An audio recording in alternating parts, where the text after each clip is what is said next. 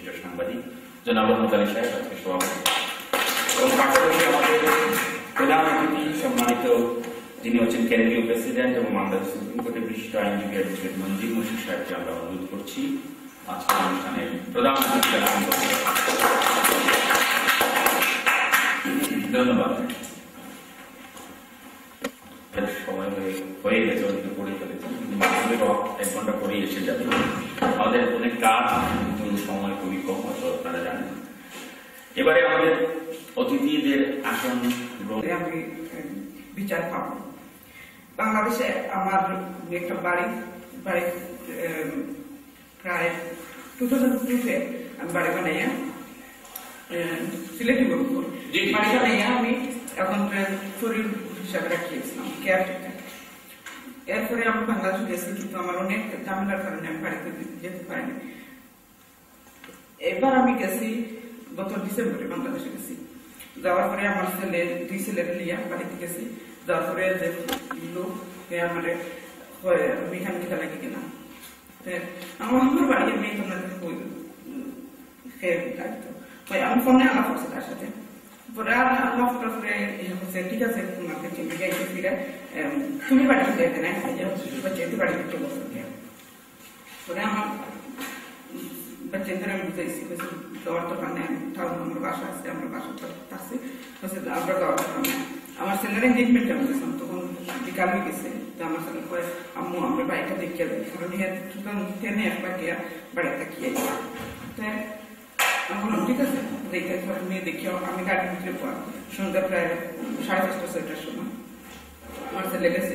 তারপরে তারা পাশে করে থাকে যে মেইন রোড এখানে থাকে গিয়ে আমার ছেলে নখ করছে। নখ করার পরে তারা দরজা খুলিয়ে দেন না, প্রায় 10 মিনিট হয়ে গেছে।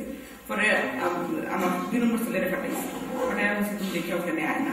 আবার ছোটটা গেছে, দেওয়ার পরে একটা মানুষ আইসে ছোটটাকে দরজা খুলে গেছে। দেওয়ার পরে প্রায় 5 মিনিট পরে আমি দূরে দূরে শব্দ চিল্লা চিল্লি শব্দ নিয়ে আমার ড্রাইভার আমাদের খিদার সমস্যা দেখি গিয়ে। তখন আমরা গেছি গিয়া দেখি আমার ফুয়ারে দা দিয়া দেওয়া হবে, আমার ছোট ফেরে দা দিয়ে দেওয়া হবে। এগুলো দৌড়ে বাড়ি গেছে উল্টানো। আমার পরে আমি তো দেখি আমি অস্থির গেছি, চিল্লা চিল্লি আরম্ভ করছি, এলাকার মানুষ সকল লাগছে। আমার পরে আমি যে কেয়ারটেকার তারা দিলাম তুমি টাকা করে টাকা আমি অত্যধিক থাকি বাড়ি ঢোকাটা করি, তুমি এমনি ইয়াকে দিতে পারিনি 40 লাখ টাকা আমার দেয় ও টাকা। তারপরে গাড়ি বাড়ি ঢুকে আমার বাড়ি আমার পর এখানে আমি তোমার টাকা দিতাম তোমার একটু। আজকের এই মত বিনিময় সভার শ্রদ্ধাবান সভাপতি মাঝে উপস্থিত আছেন, বাংলাদেশ আগত প্রধান মঞ্চে আছেন আমার শ্রদ্ধেয় বড় ভাই ক্লাসমেট সাহেব, আরো আছেন হার্ট ফাউন্ডেশন ইউকে শাখার সম্মানিত সাধারণ সম্পাদক আমার শ্রদ্ধাবান আসলে আমি গত সপ্তাহ পেপারের মধ্যে একটা অ্যাডভান্স আছে যে আজকে যদি কেউ জমি জমা কিছু নিয়ে কোনো অভিযোগ থাকে তাহলে আজকে আওয়ার এইটা দেখে আমার মনে একটা আমি আসলে ব্যক্তিগত আমার শ্রদ্ধা বড় ভাই তারা কেউ কোনো শেয়ার করছি না, যদিও দিয়ে মানুষের কাছে আমি শেয়ার করছি। শখের বসে আমার একটা ওয়াইফের চাচাতো ভাইয়ের মাধ্যমে সাহেবের বাজারের সামান্য জায়গা হয়েছিলাম 8 বছর আগে। সাহেবের বাজারে জায়গা লওয়ার পরে আমার সম্পূর্ণ দলিল এখানের মধ্যে আমার সম্পূর্ণ দলিল আছে, এমনকি নামজারি হইয়া সম্পূর্ণ জিনিসগুলো এখানের মধ্যে আমার পরিষ্কার হয়ে গেছে। আমি কিন্তু সাথে সাথে মাটির লেবলে আমি চতুর্দিকে ওয়াল হয়ে আছি। তারপরে আমার সাহেবের বাজারটা কিছু করার দরকার নাই, আমার বাড়ি জগন্নাথ ছিল, আমি সেই জগন্নাথপুর বুঝিলাম তাকিয়া নাপকে আমি বাজারের মধ্যে জায়গা থাকবো। কিছুদিন আগে আমার যে সেবককে আমার টেলিফোন করছে, টেলিফোন করিয়া বলে জায়গার কিছু সমস্যা। আমি বললাম কংগ্রেস মালিক সাহেব আমি তার চিনি না, তেমনি আমার জানার জন্য আমি জায়গা দিয়েছি। আমার নাম হলো স্থানীয় আসলে পৌঁছে দিলাম, সে স্থানীয় নেটবুকের বর্তমানে সে অসুবিধা তাহলে অসুবিধা হয় তাহলে আমার কিছু পরিচিত মানুষ আছে যেহেতু গাড়ি আপনি ওয়ার্কার করছেন ওদের সাপ সৈন্য করি আমার এবং যে সময় কাজটা শুরু হয়েছে গত সপ্তাহ কাজ শুরু করার সাথে সাথে বদরুল গিয়া কোর্টের অর্ডার নিয়ে আসে, পুলিশ নিয়ে উঠছে যে উনার নাকি ওই জায়গা উনার নিমা উনার যে কোর্টের যে জগুলা আছে এই কবিতাগুলো আমি আসি এখানে যোগাযোগ করার পরে দেখা যায় মনে হচ্ছিল আমি শেষ হয়ে যাবে। আমার সাথে জিজ্ঞাসা করলাম যে ওই যে কিছু কিছু মানুষের সাথে আমি যোগাযোগ করলাম এখন রেসপন্স নেই, সে বলল কোনো রেসপন্স নাই। আমি গিয়েছিলাম স্থানীয় এই থানায় গিয়ে আমি দিয়ে এসেছি কাগজ, কিন্তু কাগজের মধ্যে আপনার যে জায়গা ওই জায়গার একটা তফাৎ আছে। এখানে যে ওই যেখানে আমার কাজ বন্ধ করাইছে এখানে ওই জায়গা কিন্তু ওই যে কাগজের মধ্যে যে জায়গা ওইটাকে মিল নেই, অনুভাবে উড়িয়ে দেওয়ার কথা এখন করা কথা না। বললো বুঝেন না বাংলাদেশের ব্যাপার, ওইটা বেরোলো যেভাবে আছে ওইভাবে রয়েছে। আর they know that we cannot come there. They are living so luxurious life in the Chinese for this time in UK that we are running into money. So, but we know that we save our hard-earned money to build up something so we can have, instead of spending our hard-earned cash in some other beautiful countries that they spend in Bangladesh in our holiday time. And we make it like build a house or something like this, so we can see that, okay, whenever we go there, we can have some time in our own time. But once we go there, it's a completely different scenario. And that scenario, when you notice that someone is taken over, they say, who the hell you are? They just play your mind games. Because you don't have any evidence that he's been looking after your property. And there are some, it's everywhere in the world, like if it's valuable and if it's unprotected, like just see the Middle East, okay? Because they have oil, and they're weak. They don't have any unity. That's most of the people from all over the world, like the superpowers or strong powers, they create divisions and rule. So that's exactly happening to our Muslim civic divisions, because we are like we think like they are poor, our next door neighbors or relatives, so let them stay in my house. We are so nice and kind, but at the end, we are helping them to do their criminal activities. I've seen the very nice house. The caretaker uses it for drugs to avail the image. तो खेती तरह बिया दिसे परिवारों माँ बाप दुईजन 3 बोल 3 भाई वो 8 जन एक ना बच्चा होइसे रीजन माला होते होते जब माँ नावाया जवाया हवाया उठाइसे कुफराया हो या अल्लाह गोतो है भाई से जावा भाई और आपको पानी बोतल लगे इकेलिया आवाज आवा ते बसाते या हो गया या अल्लाह की ये हाथा में गए बात बच्चा भी लोग नावाई कोई गेलिया नावा कोई भी माला होते मारी देश में भी यूज माला होते मारी उन्होंने शोभा जो कि दिया आपने शुरू में क्या जाना मारता है पार्टी मैनिफेस्टो तो आपसे होता है आज जमात इस्लाम मैनिफेस्टो तय हुआ एक होता है से অন্য বস্ত্র শিক্ষা চিকিৎসা বাসস্থান তো যাই হোক মনোময় সময় বেশি নিয়ে আসবে আর অতীতের কথা বুঝাই যে একটা কথা হবে আমরা নেতাদের আমরা বুঝাইতো যে সুইজারল্যান্ডের কত শান্তি এটা দিয়ে রেখো খালি উৎপাদনের সূর্যটাই মাথায় পিরমির করে কিছু করার নাই হওয়ার নাই দেখার নাই অবশ্য ধন্যবাদ আপনারা করে বাংলাদেশ সুখী সমৃদ্ধি এই কামনা ধন্যবাদ জনাব মোহাম্মদ সাহেব। আমাদের এবারে আমাদের জনাব শাহেদ এম আলী সাহেব। আজকের সবার আমি আসলে আমার খুব বেশি ডিজাইন করবো না, চারটি কথা বলে শেয়ার করা চলে যাবে।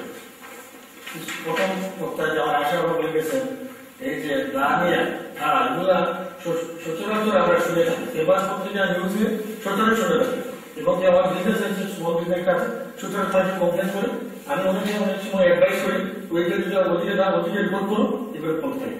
আর একটু আগে একজন ভাই বলে গেছেন যে একটা ডিড করা গেছে 1 বছর 2 বছর 3 বছর আমি ওনার সাথে শেয়ার করতেছি যেহেতু ডিড এটা আপনি ভাই বলে গেলেন ওনার একটা স্টাম্প ডিড ছাড়া গভর্নমেন্টের একটা শিলচক্র ছাড়া সেটাতে জালিয়াতি করতেছে। আপনি এটাতে কতটুকু আশা করতে পারেন যে এটা একটা দলিল থেকে সময় গভর্নমেন্ট স্টাম্প ডিড থাকে সেটা চেঞ্জ করতে পারে আর এটা তো আপনি তুচ্ছ ব্যাপার আপনার এগ্রিমেন্টটা পেপারের মাধ্যমে একটা করলে সেটা তো কোনো স্বাভাবিক ব্যাপার।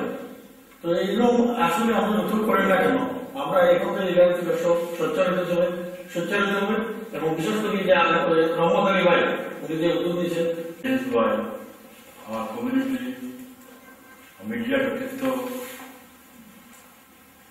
প্রমোদ ভাই উপস্থিত আজকের সভার মঞ্চ সভাপতি আজকের সভা সম্মানিত প্রধান অতিথি, আজকের সবার অনেক অতিরিক্ত উপস্থিত, আমি সংক্ষেপ করতে চাই, যারা আমরা প্রবাসী যারা আছি দেশে, প্রবাসীরা আসলে আমরা দেশের সম্পত্তি ভাই আত্মীয় স্বজন সবাই তৈরি হয় দেশ, অনেকের আছে কেউ কিছু নাই, যে সম্পত্তি আছে কেউ ভাই ক্যান্টিকালে তৈরি হয়। এইসব আমার কিছু একটু সময় আগে আফসোস লাগছে, আমার একটা বইন হয়েছিল যে তার দেশের সম্পত্তি দল করেছে করিয়া কথা দল ছাড়া কিছুদিন আগে আসার পর আমার বাড়ি দল করছে, গোটা আগে আমি হ্যালো আর একটা বাড়ি কিনে দেওয়া থাকে, আর একটা বাড়ি কিনা দিয়া তারা বাধ্য হইয়া দেওয়া তাকে বাড়ি একটা নেই, এটা আসলে মানুষের সমস্যা হয়েছিল। আমি এটা লাগে খুব জোর দাবি করবো। আমাদের human rights and peace for বাংলাদেশের ইউকে শাখার নেতৃত্ব এবং সামনে ভবিষ্যৎ লন্ডনের বিভিন্ন ক্ষেত্রে যারা স্বনামধন্য এবং প্রতিষ্ঠিত এবং বুদ্ধিজীবী মহল, আপনাদের সকলকে human rights and peace for বাংলাদেশের কেন্দ্রীয় কমিটির পক্ষ থেকে শুভেচ্ছা জানিয়ে আমি আমার বক্তব্য শুরু করছি।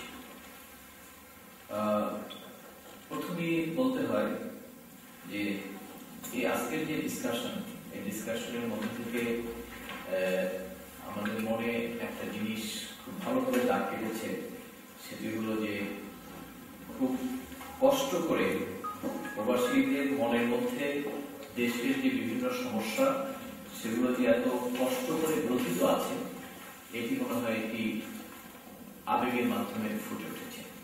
যদিও এই যেভাবে আপনারা বক্তব্যটা দিলেন, এই বক্তব্যটা কিন্তু আমি আজকে এখানে প্রথম শুনছি, তা হয় প্রথম আমার মাথায় এটা নক করে সিলেটে আমাদের human rights and peace for বাংলাদেশের একটি সভা হচ্ছিল।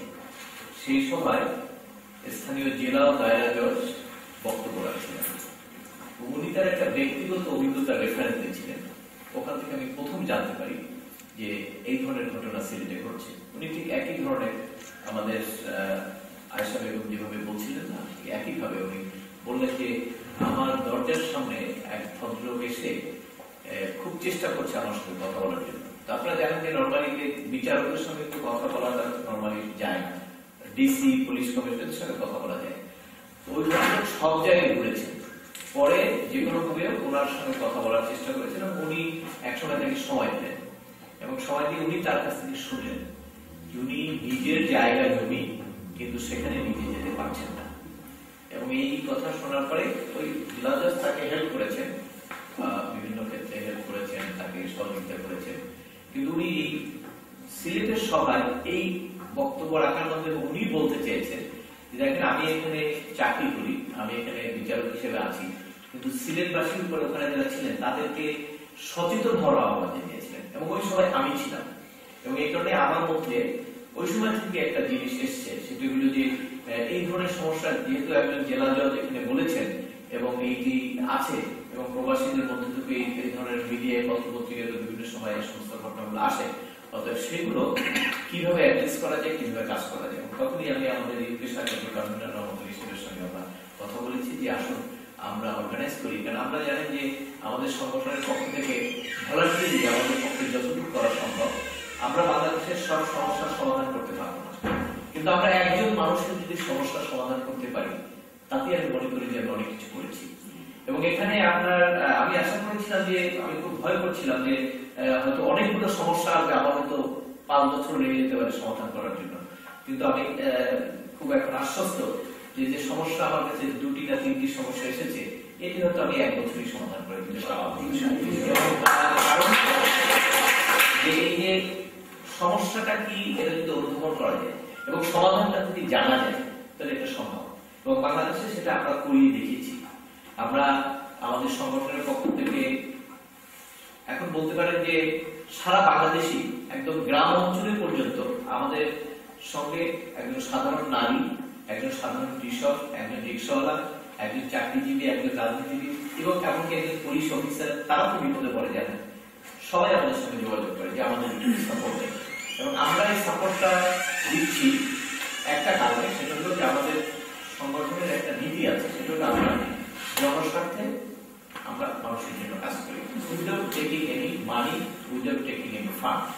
তো বাংলাদেশে একমাত্র সংগঠন, যে কথাটা আগে একটা সংগঠনের নাম একজন উল্লেখ করেছেন, উনি জমি দখল করেছেন। কারণ যারা ফান্ড নিয়ে কাজ করেন তাদের ফান্ড ডিল করতে করতে ফান্ডের প্রতি একটু লোভ এসে যায়। তা আমাদের সংগঠনের এরকম কোনো লোভ নেই। বাংলাদেশে 1000 সংগঠন আছে, হিউম্যান রাইটস এর সংগঠন 1000, তার মধ্যে একটি সংগঠন আছে আমাদের 50টা, এবং 50টার মধ্যে 15টা আছে ধরে ভালো ফান্ড পায় তারা, আর 5টা আছে তারা হাজার হাজার কোটি টাকা ফান্ড। তো এই তাদের কর্মকাণ্ডটা নিয়ন্ত্রিত হয় বেসড অন ফান্ড, অর্থাৎ যেটা ফান্ড পাবে সেটা কাজ করবে। কিন্তু আমাদের ডাইমেনশনটা হলো সব দিকে, অর্থাৎ একজন সাধারণ নারী যখন একটা বিপদে পড়ে ফতোয়ার মাধ্যমে যখন নির্যাতিত হয় আমরা সেখানে এগিয়ে যাই, আবার পুলিশের হাতে যখন নির্যাতিত হয় আমরা সেখানে এগিয়ে যাই, আবার পরিবার যেখানে বিঘ্নিত হয় আমরা সেখানে এগিয়ে যাই, আবার প্রভাবশালী রাজনৈতিক কারণে যখন কেউ নির্যাতিত হয় আমরা সেখানে এগিয়ে যাই। অর্থাৎ এমন কোনো জায়গা নাই যেখানে আমার এগিয়ে যাওয়া হয় না, কারণ আমাদের তো কোনো ওইরকম বাইন্ডিংস নাই যে আমরা এই জায়গায় যেতে পারবো, এই জায়গায় যেতে পারবো না। আমাদের কথা হলো যে পরিবেশ, মানবাধিকার, সাংবিধানিক অধিকার, মৌলিক অধিকার এবং আমাদের যে সমস্ত অধিকারগুলো সংবিধান আইনে দেওয়া আছে সেগুলো যদি লঙ্ঘন হয় আমরা সেখানে ছুটে যাই। তবে একটি কথা, সেটা হলো আমাদের কিছু লিমিটেশন আছে। কারণ আপনারা জানেন যে আমরা তো একজন আইনজীবী হিসেবে আমাদের সংগঠনে যারা আছে আমরা সবাই এবং আমি আইনজীবী, অথবা আমার প্রফেশন আছে, অথবা আমি তো প্রফেশন রেখে কিন্তু 24 আওয়ার্স এই সার্ভিসটা দিচ্ছি না। এটা আপনারা বলতে পারেন যে এটা আমার একটা ব্যর্থতা বা আমার একটা অযোগ্যতা, কিন্তু এটার বাইরে তো যেতে পারবো না। কারণ আমার তো ফার্স্ট তো আমার ফ্যামিলি লাইফ দেখতে করতে হবে, আমাকে লাইফ লিড করতে হবে, আমার ছেলেদের পড়াশোনা দেখতে হবে, আমার প্রফেশন দেখতে হবে। এর থেকে আমি একটা সময় বের করে নিয়েছি এবং আমার ইনকাম থেকে আমি একটা ফান্ড সেপারেট করে নিচ্ছি। আমি যদি 100 টাকা পাই আমি 25 টাকা খরচ করি এই সংগঠনের জন্য, এইভাবে একটা পরিকল্পনা করে ওই লিমিটেশনের মধ্যে আমি কাজ করছি। তবে সেটা হ্যাঁ, যদি এটা ভালো হতো, যদি আমি ফুল সাপোর্টটা, ফুল লাইফটাকে আমি দিতে পারতাম, সেটা কিন্তু বাস্তবতার কারণে কিন্তু সম্ভব হয় না। কেন এগুলো হিউম্যান ক্যারেক্টার, যে মানুষের কতগুলো নির্ভরশীলতা থাকে, আমার ফ্যামিলি নির্ভরশীলতা আছে, সবকিছু আছে। তো আমরা যখন কাজ করি তখন এই জিনিসগুলো যখন আমরা আস্তে আস্তে করি তবে এক্সটেন্ড হচ্ছে কাজ।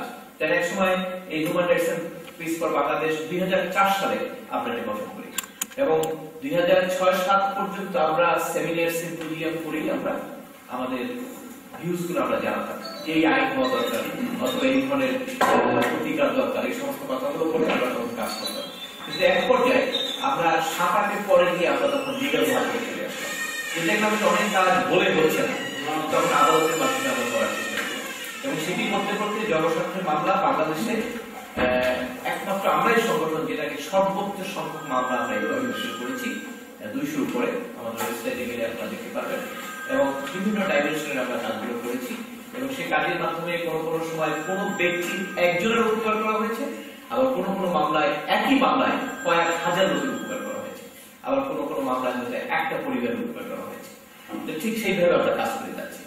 এখন আমাদের যেটা মূল উদ্দেশ্য এই সংগঠনের, সেটা হলো যে এই জনস্বার্থের কাজের মাধ্যমে বাংলাদেশে বা প্রবাসীদের যে সমস্যাগুলো আছে সেখানে আমাদের একটা ভয়েস তৈরি করা এবং একটা ওয়েব তৈরি করা, যাতে নাকি সচেতনতা বাড়ে এবং সবাই যেন এই কাজের মাধ্যমে মানুষের যে সমস্যাগুলো আছে সেগুলো সমাধান করতে পারে বা সমাধান করার জন্য উৎসাহ পায়, অথবা একটা জায়গা খুঁজে পায় যে কোন জায়গায় গেলে সেটি করা যাবে।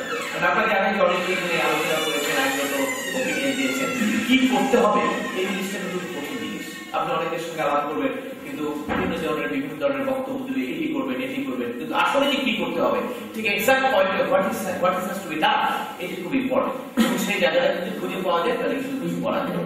সেই জন্য আমরা দেখেছি যে এই সংগঠনের পক্ষ থেকে আমরা যখন কাজ করি তখন আমাদের প্রতি অনেক ধরনের বিপদও আসে। কারণ আপনারা জানেন যে কথা তো আপনারা সবাই বললেন, এর বাইরে তো আমার কিছু বলার নেই, বাংলাদেশ সম্পর্কে আপনারা ভালো জানেন, আমরা দেখলাম আমাদের সবাই বক্তব্যের মাধ্যমে এবং আমরাও জানি একই পরিবেশ পরিস্থিতি বাংলাদেশে উন্নতি হচ্ছে, কিন্তু সামগ্রিকভাবে যে ভালো একটা উন্নতির দিকে যাওয়া সেই জিনিসটা আমরা এখন লক্ষ্য করছি না। অর্থাৎ উন্নতির সাথে সাথে প্রত্যেকটা ক্রাইমে উন্নতি হতে হবে। আমার শুধু আয় বাড়লো এই উন্নতি হলো, কিন্তু আমি ব্যানারটা শিখলাম না, আমি মানবিকতা শিখলাম না, এটাকে কিন্তু এজ এ হোল উন্নতি বলা যায় না।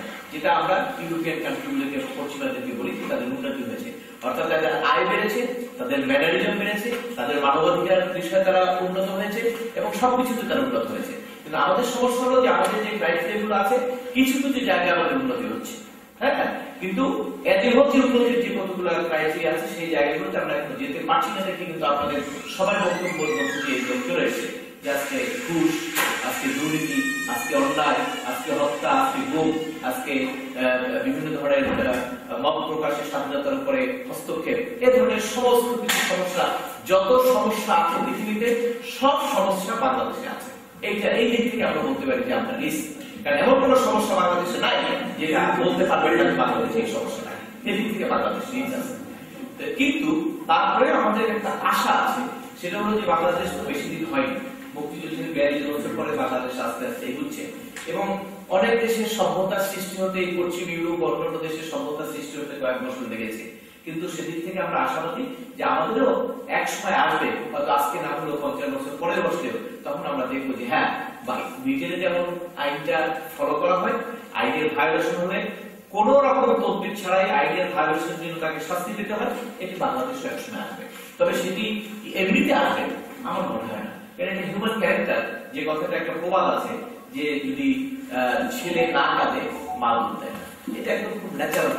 অর্থাৎ এটা কেন এসেছে জানেন, এটি কিন্তু একটা মানব সভ্যতার ইতিহাস থেকে এই জ্ঞানী যারা আছেন তারা এগুলো দেখেছেন, দেখে শুনে এই কথাগুলো লিখেছেন।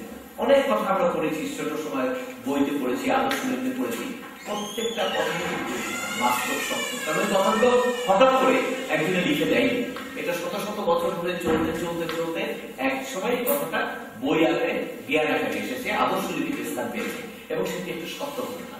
এই কারণে আমাদের যে এই বাংলাদেশের যে সমস্যা, সেই সমস্যার ব্যাপারে এখন পর্যন্ত আমরা দেখতে পাচ্ছি যেটার ব্যাপারে আমরা সবাই সচেতন, আমরা জেনে ফেলেছি যে আমাদের এই সমস্যা।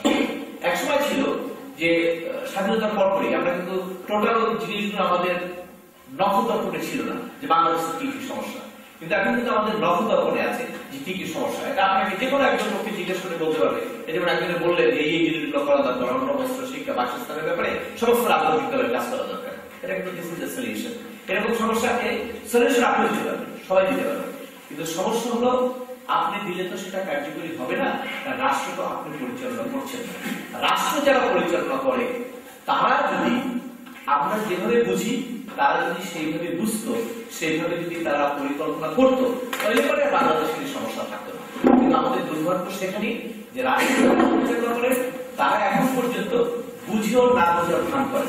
বুঝে না এটা আমি বলতে চাই না, কারণ তারা তো এই দেশের মানুষ, তারা তো এই সমস্ত ক্রাইসিস গুলো ফেস করে এসেছে, তারা পুলিশি নির্যাতনের মাধ্যমে তারা নির্যাতিত হয়েছে, তারা মিথ্যা মামলায় তারা অনেকবার আদালতে গিয়েছে, এই সমস্ত সবকিছু তাদের জানা আছে।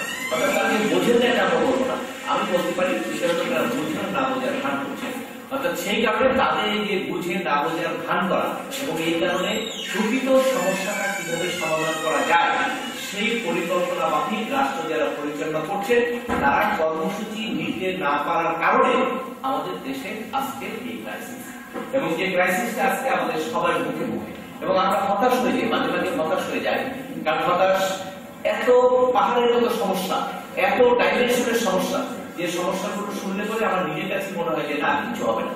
কিন্তু হ্যাঁ, হতাশ হলে তো লাভ নেই, হতাশ হলেও আমাদেরকে তারপরেও এর মধ্যে থেকে আমাদেরকে পথ খুঁজে বের করতে হবে। আপনি জানেন যে সমুদ্রের পাড়ে সমুদ্রের ছোট ছোট ঢেউ আসে, এখন সমুদ্রের পাশে যদি একটা ছোট পাথর পড়ে থাকে, ওই ঢেউ যদি প্রবল না থাকে পাথরটা কিন্তু ওখান থেকে লড়বে না। কিন্তু যখন বড় একটা ঢেউ আসবে ওই পাথর কিন্তু সেখানে আর থাকবে না, পাথর তার জায়গা বদলি করতে বাধ্য হবে। কারণ ওই পাথরের চেয়ে ওই ঢেউ যত শক্তি বেশি তখন পাথর তার অস্তিত্ব মুক্ত হতে বাধ্য হবে। অর্থাৎ বাংলাদেশের ঘটনা সেই একই রকম। অর্থাৎ বাংলাদেশে যত রকম সমস্যা আছে এই সমস্যাগুলোর ব্যাপারে দূর করার জন্য এইটির প্রতিবাদে যত ধরনের পদক্ষেপ, যত ধরনের ভয়েস রেজ করা দরকার, সেই ভয়েসগুলো, প্রতিবাদগুলো এখন পর্যন্ত যথাযথভাবে হয়নি বলে এখনো জগদ্দল পাথরের মতো ওই সমস্ত সমস্যাগুলো আমাদের সামনে চেপে আছে। কিন্তু যদি আমাদের ভয়েসটা এই হয়, যদি আমরা আজকে সবাই উদ্যোগ গ্রহণ করি, আমরা যদি সবাই এগিয়ে যাই, আমরা যদি সবাই দাবি করি ঐক্যবদ্ধভাবে এবং আমাদের দাবিটা যদি প্রখর হয়, তাহলে ওই যে জগদ্দলের মতো পাথর প্রকৃত অবস্থান পরিবর্তন করতে বাধ্য হবে। অতএব সার্বিকভাবে মনে হচ্ছে যে টোটাল বিষয়টা আমাদের উপর ডিপেন্ড করছে, অর্থাৎ জনগণের উপর ডিপেন্ড করছে।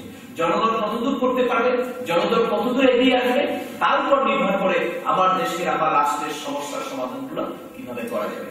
এবং সেই জন্য আমি বলতে চাই যে আজকে আশা কেন পাই, কেন আশান্বিত হচ্ছি, কারণ হলো এই যে আপনারা এসেছেন, আপনারা কথা বলছেন, আপনারা কিন্তু আপনাদের ভয়েস রেজ করছেন এবং বাংলাদেশের মানুষ কিন্তু ভয়েস রেজ করছে, কথা বলছে। এখন পর্যন্ত রেজাল্ট হচ্ছে না, এটা ঠিক, কিন্তু কথা কিন্তু বলছে, কেউ কিন্তু ছেড়ে দিচ্ছে না। সরকার যেটা অনলাইন করছে সবাই বলছে, সেটা পুলিশ যেটা অনলাইন করছে সেটা বলছে, দুর্নীতি যেটা করছে সেটাও সবাই বলছে। কিন্তু একসময় কিন্তু এই বলার, এই জ্ঞান অর্জনের বা এই জিনিসটা কোথায় সুভম করে থাকি, এটা কিন্তু আমাদের নবদর্পণে এক সময় ছিল না, কিন্তু আজকে আমাদের চোখের সামনে সবগুলো চলে আসছে। এখন আমাদের আরো কিছু সময় লাগবে, যে সময়টা অতিক্রম করার মাধ্যমে জনগণ যদি এগিয়ে আসে, আমরা যদি আমাদের ভয়েস রেজ করতে পারি, তাহলে পরে আমরা আমাদের সামনে যে সমস্যাগুলো আছে সেগুলো আশা করি সেটা দূর হয়ে যাবে। এবং সেটা খুব বেশি দূরে নয়, যখন হয়তো আমাদের জেনারেশন আমরা সেই গর্বটা করতে নাও পারি, কিন্তু আমাদের পরবর্তী জেনারেশন এই ধরনের গর্ব তারা করতে পারবে বাংলাদেশ নিয়ে, এটা আমার একটা বিশ্বাস। তবে ব্যতিক্রম হলো যেক্ষেত্রে যে কথাটা আপনারা বললেন, বাংলাদেশের মানুষের বিভিন্ন ধরনের ক্যারেক্টার আপনারা জানেন যে আমাদের দেশের লিগাল সিস্টেম এবং ল্যান্ড হিস্ট্রি, এটি হলো একটি সবচেয়ে জটিল বিষয়। যে বিষয়টা বাইরের দেশে, অনেক দেশে জানেন যে সম্পত্তি মারা যাওয়ার পরে সে সম্পত্তিটা কাউকে দিয়ে যেতে অথবা গভর্নমেন্টের কাছে চলে যায়, কিন্তু আমাদের উত্তরাধিকার আইন বিভিন্ন ক্ষেত্রে সেই ব্রিটিশ আমল থেকে সিভিল প্রসিডিউর কোডের মাধ্যমে যেখানে ল্যান্ড ডিসপিউট রিজলভ করা হয়, সেই জায়গাগুলোতে এমন ধরনের জটিল অবস্থা সৃষ্টি হয়ে আছে যেটার উপরে আসলে এখন পর্যন্ত তেমন কোনো কাজ করার সুযোগ সৃষ্টি হয়নি। কিছুটা অ্যামেন্ডমেন্ট হয়েছে, কিন্তু যেখানে রেডিক্যালি একটা চেঞ্জ দরকার, যে কথা আজকে বললেন, কেউ যদি একটা সিভিল মামলা করে বা একটা জাল দলিল করে যদি কেউ একটা জমি ডিমান্ড করে, সেটার সলিউশন করতে যে আপনার কত বছর লাগবে, এই জায়গাটা এখন পর্যন্ত আমরা কোনো রকম সমাধান করতে পারিনি, এটা সত্য। তবে যদি নাকি আমি দাবিটা না করি, আমি যদি সারেন্ডার করি, তাহলে কি হবে অবস্থা সেটা একটু চিন্তা করেন। সেটি কিন্তু করা যাবে না, কারণ হলো আপনি যদি আজকে সিলেটের যারা আছেন তারা যদি ওখানে ওই আপনার আত্মীয় বাড়িটা দখল করে নিয়েছে বা আপনার একটা জাল দলিল করে দাঁড়িয়ে গেছে, এই ক্ষোভে যদি আপনি দেশে না যান, তাহলে পরে আপনার কারণে অন্যান্য সিলেটের অন্যান্য প্রবাসী যারা আছেন বা অন্যান্য দেশের যারা প্রবাসী আছেন, তাদের দেশের আত্মীয় স্বজনরা আছেন, তারা কিন্তু আস্তে আস্তে অগ্রসর হবে। আরে ওর বাড়ি তো সে নিয়ে গেছে, আমি কেন উদ্যোগ নিচ্ছি না? কিন্তু আপনি যদি যান, আপনি যদি ফাইট করেন, আপনি যদি ভয়েস রেজ করেন, তাহলে পরে ওই প্রবণতা তাহলে আমি কি কথা বলে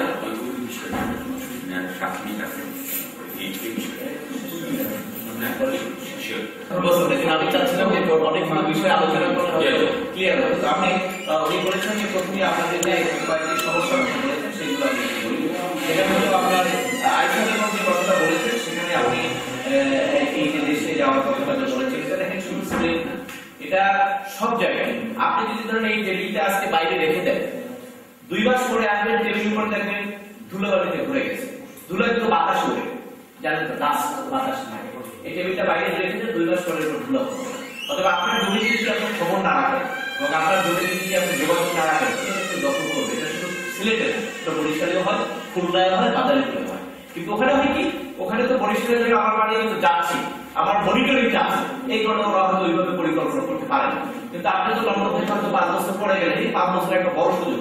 এই থাকতে থাকতে রাত্রিবেলা চিন্তা করে, আত্মীয় স্বজনের আপনার বুদ্ধি নেয়, কুবুদ্ধি নেয়, করতে করতে কত চিন্তা করে কি করা যায় তৈরি করে, আর তারা তো আপনার অনেক দেরি আছে, এই করতে করতে এই সুযোগগুলো পায়।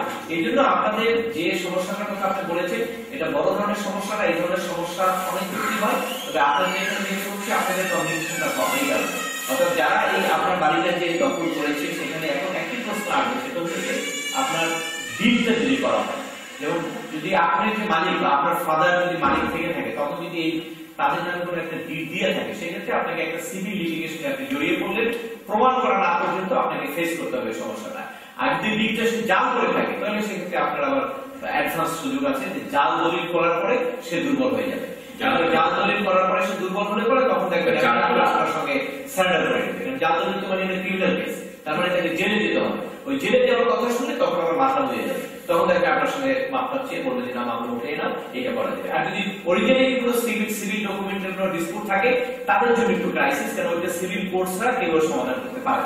আর কিন্তু যা বলে পরে বললো যে কোনো কাজ হোক সেক্ষেত্রে এটার একটা ভালো সমাধান আছে। এবং যে সমাধানটা আমরা পরিকল্পনা করছি, যদিও আপনাদের এখানে খুব কম রেফারেন্স আছে, মাত্র 3টা, আপনারা আরো মিটিং হবে এবং আরো সময় পাবেন। আমাদের মধ্যে ইতিমধ্যে পরিকল্পনা আছে যে এই আগামী বছর ফেব্রুয়ারি মার্চে, যেটা সিলেটের আমাদের কমিটির সঙ্গে আলোচনা হয়েছে, আমরা সিলেটে এই বিষয় নিয়ে আমরা একটা সেমিনার করবো 2 দিন ব্যাপী, এবং সেখানে প্রশাসনের সবাই থাকবে এবং আদালতের মানে বিচার বিভাগের সঙ্গে যারা সম্পর্কিত তারা থাকবে। আপনারা যারা কমিউনিটি লিড করে ইউকেতে তাদেরকে আমরা ইনভাইট করবো, আপনাদের যাদের সমস্যা আছে আপনাদেরকে আমরা ইনভাইট করবো, এবং সেখানে একটা জয়েন্ট ডিসকাশনের মাধ্যমে এই কথাগুলো যদি প্রশাসনের পক্ষ থেকে তারা শুনে এবং সেখানে আমরা রিকমেন্ডেশন দেবো যে কি কি করতে হবে, এইগুলোর মাধ্যমে আমরা কাজ শুরু করতে চাই। এখন পর্যন্ত কিন্তু স্টার্টার আপনার সমস্যাটা আপনার হাতে এখানে দুজনের সঙ্গে আলোচনা করেছেন, ওনারাই জানেন, প্রশাসন কিন্তু জানে এবং বিচারকরাও জানে। এই জন্য আমরা চাচ্ছি যে এটা একটা এমন একটা সেন্ট্রাল পয়েন্ট আনার জন্য যে একটা চেঞ্জ আপ করার জন্য, যাতে সব সমস্যাগুলো প্রশাসনের নলেজে আসে এবং প্রশাসনের কি করতে হবে সেটাও আমরা একটা গাইডলাইন দেবো যে প্রশাসনে ইয়ে করতে হবে। এবং সেক্ষেত্রে আমরা সেন্ট্রাল কমিটি এবং সিলেটের কমিটি এবং ইউকে কমিটি আমরা যৌথভাবে একটা পরিকল্পনা করবো যে কিভাবে আপনার কাছ থেকে তথ্যটা কিভাবে পেলাম। একজন সাহেব সাহেব এখানে বলেছে ওনার কাছে 100 কেস স্টাডি আছে, কেস স্টাডিগুলো যদি আমাদের দেওয়া হয় তাহলে কিন্তু আমরা ওখান থেকে কাজ শুরু করতে পারি।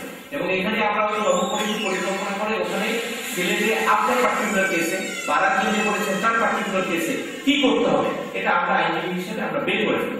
যেটা কি আপনাকে পুলিশকে লিখতে হবে, নাকি এটা জেলা জজকে লিখতে হবে, নাকি স্বরাষ্ট্র মন্ত্রণালয়ে যেতে হবে, নাকি আমাকে হাইকোর্টে রিড করতে হবে, এগুলো পেপারস গুলো দেখে আমরা একটা শীট ঠিক করে যে সমস্যাগুলো এখানে এই মুহূর্তে যে করে এসছে এটি আমার কাছে মনে হচ্ছে যে এগুলো ইজিলি সমাধান করা যাবে। কিন্তু সেই জন্য এই সমাধানের জন্য একটা কর্মপদ্ধতি ঠিক করতে হবে। সেই কর্মপদ্ধতি ঠিক করার প্রথম পদক্ষেপটা হলো আজকে আমরা বসলাম এখানে, এবং এখানে আপনার বসার উদ্দেশ্যটা হলো এটা যে আপনাদের সঙ্গে আমাদের ভিউজ এক্সচেঞ্জ হলো, আপনার সমস্যাটা আমরা জানলাম, আপনার কোঅপারেশন আমরা নেব আমাদের সংগঠনের পক্ষ থেকে যা যা করা দরকার। প্রথমেই যেটা হলো যে আপনি জানেন যে এটা একটা ব্যাপকভাবে একটা অ্যাওয়ারনেস করতে হবে সবার মধ্যে, সেই কাজটা আমরা আগামী ফেব্রুয়ারি মার্চে করার চিন্তা করছি। এবং তারপরে যে লিটিগেশন যেটা হলো প্রয়োজনীয় লিগ্যাল স্টেপ যেটা, সেই সাপোর্টটা আমরা আমাদের সংগঠনের পক্ষ থেকে আপনাদেরকে দেব।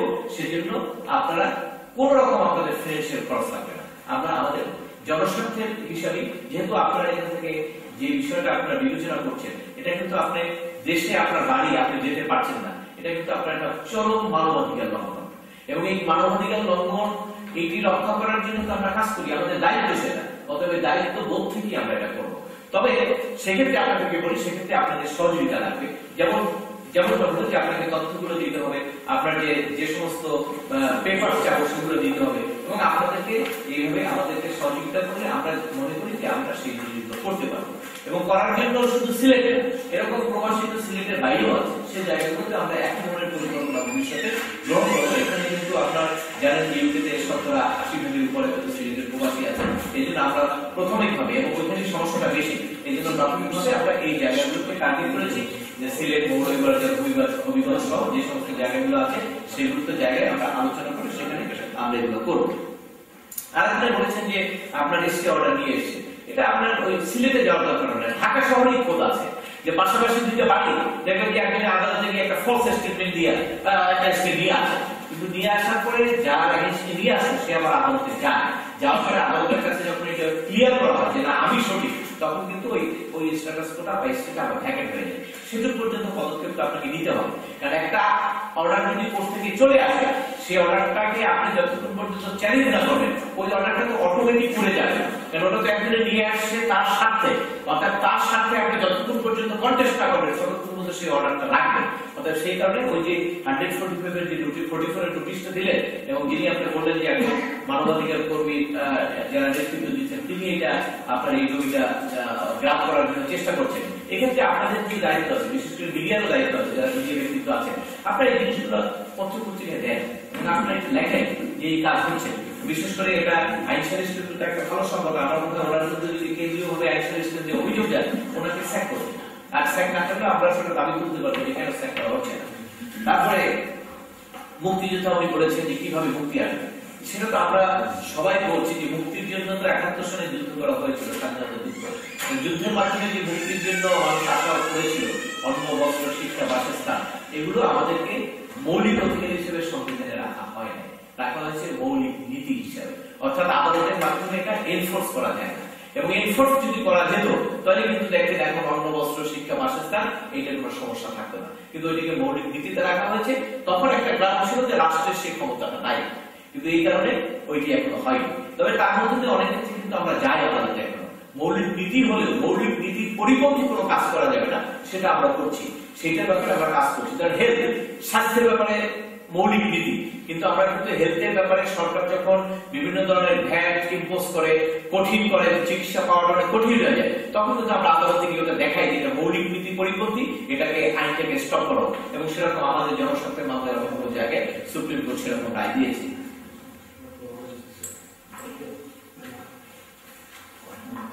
এবং একদিনে বলেছেন যে সাংগঠনিক পদে থেকে শুরু হয়েছিল, সেটা আমরা বললাম। এবং এই হিউম্যান রাইটস অনেকগুলো কাজ আছে, এটা সত্য। হিউম্যান রাইটস এর কাজ কিন্তু আমরা যে কাজগুলো করছি, হিউম্যান রাইটস এবং পিস, বিশেষ করে এই দুটি যদি আমরা মিক্স করি তাহলে আমার মনে হয় কাজটা কিন্তু অনেক বড়।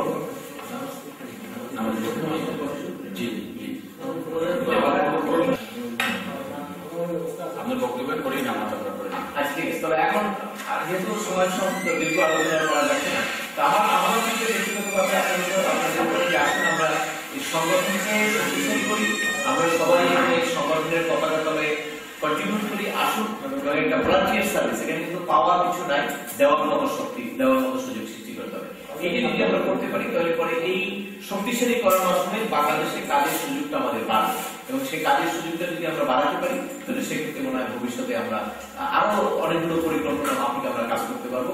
এবং সেই কাজের মাধ্যমে আমরা মনে করি আপনাদের মনে যে খুব দুঃখ আছে যে দেশে গেলে আপনাদের যে অধিকার লঙ্ঘন হয়, সেই অধিকার লঙ্ঘনের ব্যাপারে যদি সুনির্দিষ্টভাবে আমাদের কাছে বিভিন্ন আসে, সেক্ষেত্রে আমরা অ্যাড্রেস করতে পারবো এবং সেটি আমরা দূর করতে পারবো। আমাদের সংগঠনের পক্ষ থেকে আমরা আমাদের আলোচনা থাকি, আপনাদের সহযোগিতা আমাদেরকে সহযোগিতা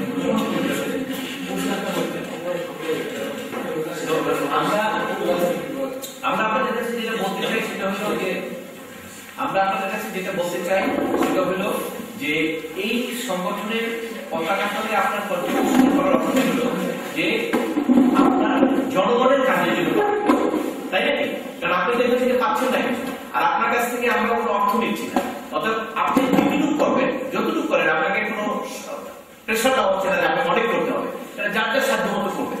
সেই সাধ্য মতো করার মাধ্যমে অনেকের লাঠি একজনের বোঝা, যে কথাটা আমাদের আছে, আমরা পড়েছি। অর্থাৎ সেই কারণে অনেকের ছোট ছোট প্রয়াসের মাধ্যমে আমরা চেষ্টা করব যে এই সংগঠনের মাধ্যমে বৃহৎ কিছু করার জন্য। অর্থাৎ সেই বৃহৎ করার জন্য তো অনেকের ছোট ছোট প্রচেষ্টা থাকবে। প্রচেষ্টা যদি আমাদের ছোট হয় তাহলে আমরা বৃহৎ কাজ করতে পারবো, এটা বাস্তবতা। অর্থাৎ অনেকের ছোট ছোট প্রচেষ্টার মাধ্যমে যত যত বেশি ছোট প্রচেষ্টাকে ঐক্যবদ্ধ করতে পারবো, আমরা বৃহৎ কাজটা তত বেশি করতে পারবো। এই জন্য আপনারা জানেন যে আমাদের এই আজকে এয়ারপোর্টে গেলে আপনারা 10 বছর আগে যে ক্রাইসিস হতো, আজকে কিন্তু সেটা নাই।